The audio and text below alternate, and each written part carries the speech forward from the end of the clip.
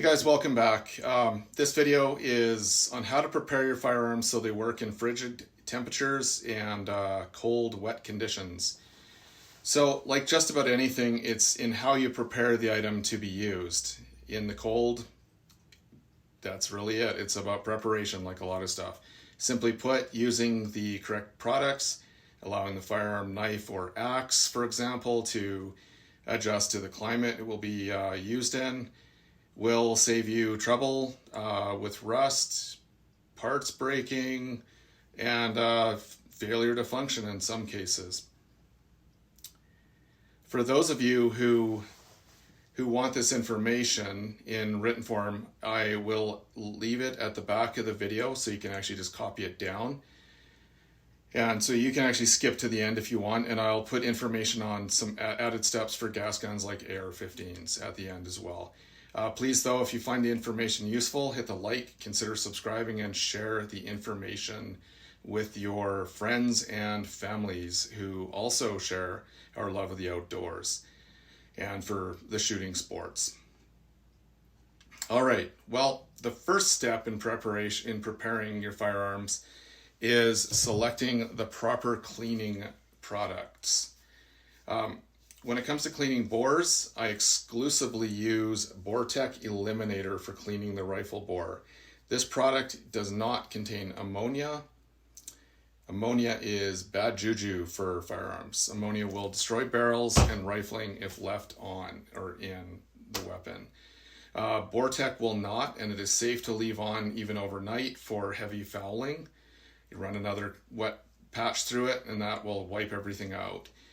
Then go through the rest of your process. BoreTech also does an excellent job preventing rust. I know this because I carry every day, and sometimes in really hot conditions where my sweat would actually damage my pistol or my knife if the BoreTech didn't work.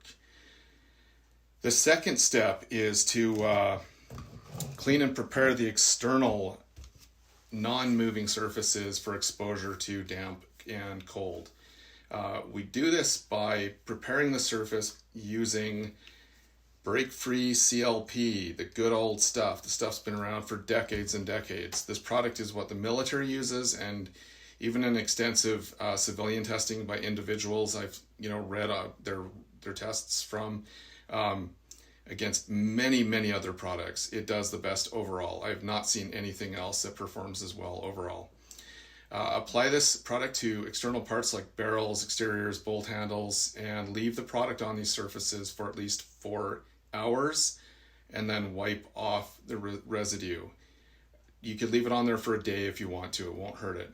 If you have surface rust that is not deep, you may even find the added bonus of seeing that surface rust actually lift and come off as the CLP soaks underneath and into the pores in the steel.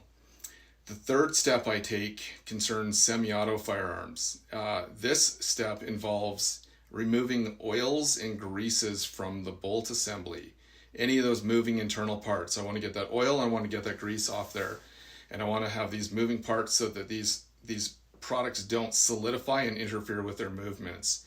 Oils and greases tend to become thicker in colder weather. And even oils can act like a grease if it is cold enough. So the viscosity basically becomes thicker and so on. So I use a product from Otis, a smart gun care system, mission critical, and I wipe down all the internal parts and I replace it with their dry lube. So it's worth mentioning that locking lugs and bolt guns also still need to be greased where they lock up inside. There are greases out there that I've seen attract water, causing rust in a short time. I recommend using Pro Gold or Battle Born greases only. Look at these guys right here, so you recognize the label. Sorry, one's upside down. I have seen red greases personally nearly ruin my firearms in a very short period of time.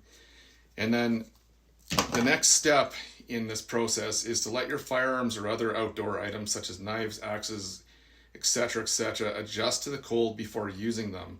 This means that you should keep them in a safe, secure location that's unheated so that it can adapt to the cold of the outside and not just instantly attract moisture, for instance. And so this means in a trunk or under a canopy in the back of your vehicle, wherever it's safe and secure, where you can do this. If it's not safe and secure, don't put them there. You do this while you're traveling to the site of the hunt or your shoot or whatever you're doing, and you'll be good to go. And the same goes for returning to a warm home, possibly the damp interior of a home, unless it's wood heated.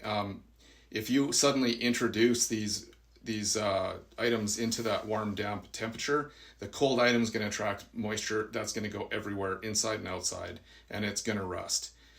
If my firearms are covered in snow or have been rained on while I take them apart, I will take them apart and wipe them down as much as I can. I will then disable them, taking great care to do that properly, and taking bolts out and so on, and put them near a moving source of warm, dry air until I feel that the moisture in those little hidden nooks and crannies has evaporated. This done, I follow it by another coat of a very, very light coat of CLP. You do not need much of this stuff, and you shouldn't be able to wipe it off your hand when you're done. So make certain that you do not leave items in your wet bags, or when you do bring them in, they're going to rust once that snow melts. And you could end up with a rusty, ruined firearm or knife. The more slowly you introduce your items to the change in temperature, the better either way. So guys, that's it. It is really quite simple, but you do need these products. So once again, Vortec Eliminator, this stuff has doubled in price in the last few years. It will last you for years with this one container. CLP, this is the mil spec CLP from Break Free specifically. This is the one to get. In a pinch, this will do everything, including cleaning barrels. All right, for gas guns, moving parts, and so on, you want to use Otis Smart Gun Care Mission Critical. This is also used by the military, one of these. And it comes with two containers, two little spritz containers, and a cloth to wipe down. The cleaner is to remove oils and greases, and then the other one is your actual dry lube that you're going to put on. And it is a fantastic product as well, and that can make the difference between an AR cycling and not cycling, especially when it comes to something like a 224, which is actually a little less pressure than a 223 if I recall. Anyway, I know that round is more susceptible to cycling issues in the cold. One of the reasons that happens is because the aluminum outer and the tight fit of the AR-15, that aluminum outer becomes tighter as aluminum shrinks a lot and grows a lot when it's when temperature is changed. So by getting that grease and oil out and putting something in there as a dry lube that's just a film, you're giving that bolt assembly a little bit more room to move back and forth. So yeah, and if you live, where I do, and it's basically like the armpit of Idaho, and it's some of the consistently coldest temperatures on average in the lower 48, well, or 49, whatever the heck it is, and this may save you some problems down the line. Worse, what I see when I don't do this is that the bolt won't actually lock back on a magazine on my final round. It'll go far enough back to cycle around in often, not always, if this isn't done. That I'm not actually taking the whole thing apart even. I'm just basically trying to get those bearing surfaces free of oil and grease, and then put this film on so that they will run. And I do this to all my firearms that have reciprocating parts if I'm going to use them in a cold or damp environment, including my shotgun.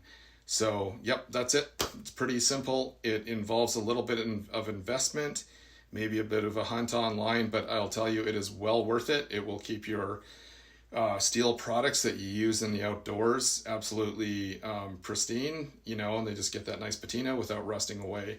I use this on axes, like I mentioned. I've actually used this on my pocket knife, which I've had for probably 18 years now. I have run and hiked and stuff with that thing in my pocket hundreds and hundreds of times, and that thing has yet to develop any rust since I initially did the CLP treatment when I first bought it. At that point, without the CLP, it did develop surface rust as soon as I ran with it, you know, moisture and salt. And we'll do that to steel, even if it's stainless. And this knife I've actually run through the dishwasher after getting it really gross and dirty, and it has not rusted since then. So I'm, like I say, a big fan of this stuff, break-free CLP. That's why I keep buying the, you know, quart containers, or in Canada in the liter containers. All right, guys, thanks for your patience, and we'll see you in the next one.